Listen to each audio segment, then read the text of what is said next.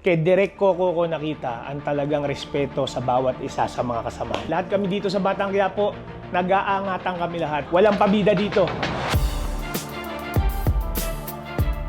Tama na ang drama. Kami nga may mga tama ng bala pero hindi namin iniinda. Regarding po dito sa stay ko po sa Batang Quiapo, napakasaya, kakaibang experience, yung mga hindi ko po nagagawa sa totoong buhay. Nagagawa ko po dito sa Batang Quiapo, katulad po ng mga pakikipaglaban. May experience mo, like yung bumababa ka sa bundok, bumababa ka sa mga putikan, nagpupunta kayo sa mga kung saan-saan mga lugar. Yun ang mga na-experience ko at mga bagay na nakakatuwa at naging parte ako dito po sa Batang Quiapo. If I can describe, masasabi ko, excellent. Dahil lahat ng staff, excellent.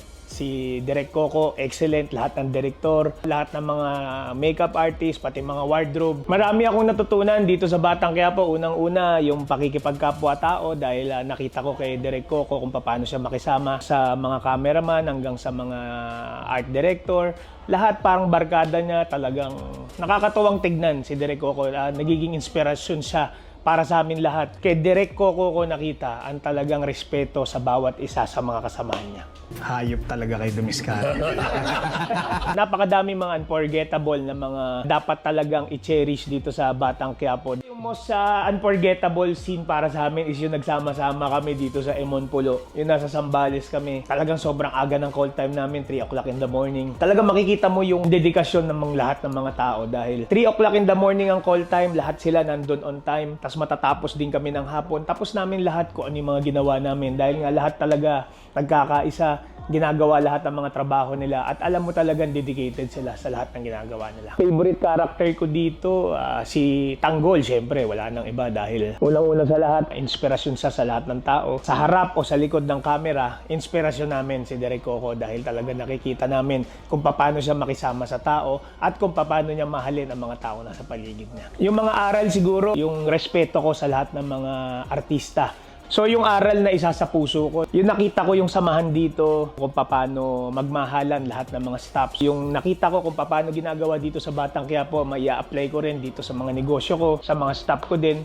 Ganun ang pakikisamang gagawin ko kung paano yung ginagawa ni Direk Coco sa mga kasamahan niya. Yun nga, siyempre nakilala tayo kahit paano pag lumalabas ako na tinatawag akong Raul na. Talagang makikita mo sa mga tao talagang sinusubaybayan nila itong Batang Quiapo gabi-gabi. Isa pong karangalan na mapasama po, lalong-lalo na po sa mga batikan na artista. Sample na lang po natin si Kuya Bo, si Christopher De Leon, sila Ate Cherry Pie, sila Mami Osang, Dante Rivero.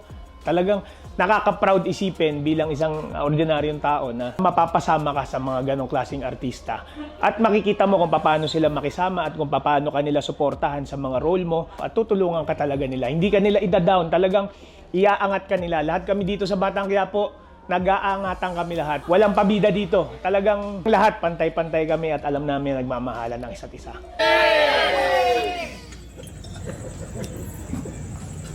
Maraming salamat Direk Coco, thank you very much tinulong mo sa akin, napakarami ng naitulong mo sa akin at yung experience ko dito sa Batang Quiapo bilang bahagi lang, maging bahagi lang nitong show mo. Napakasaya at isa ako sa mapalad na naging parte nitong Batang Quiapo at i-cherish ko ito habang buhay. Para po sa mga nanonood po at viewers po ng Batang Quiapo, abangan nyo po ang mga mangyayari. Napakadami po ang mga pasabog, napakarami po ang mga revelasyon na mga mangyayari po dito sa show po na to. Maraming salamat po sa aking mga Batang Quiapo at sa mga tumatangkilik po ng show ng Batang Quiapo kay Direk Coco.